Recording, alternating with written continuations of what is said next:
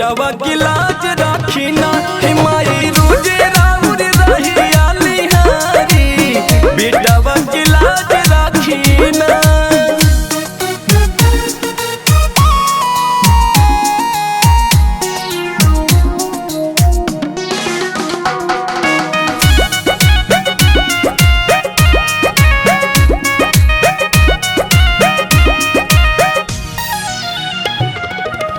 ज्ञान के भंडार हऊ जाने लाई दुनिया अनपढ़ गंवार के बनाई देलू गुनिया माई के महिमा परम्पार बनाई देलू गुनिया। ज्ञान के भंडार हऊ जाने लाई दुनिया अनपढ़ गंवार के बनाई देलू गुनिया। हे माई महिमा बरौरी बड़ा भारी हे माई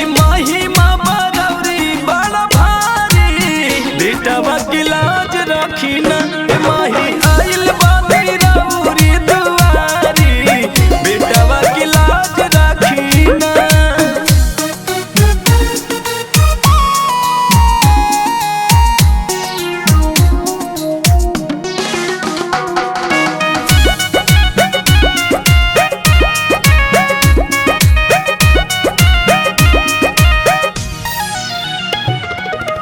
सूर्य के तुलूर दिहलू कबीर के बानी कालिदास पागल के बनौलू मैया ज्ञानी माई हो सुना।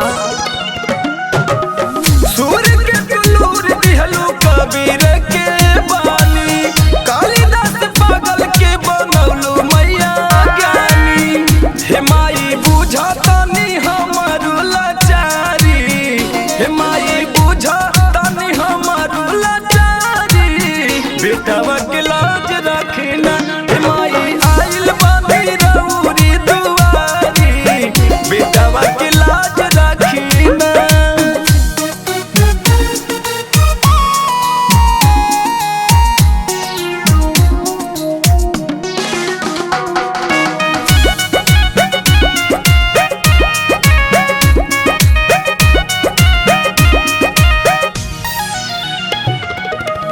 मल्लू मधुरे मैया गावेले भजनिया हमारो के रखिला माई अपनी।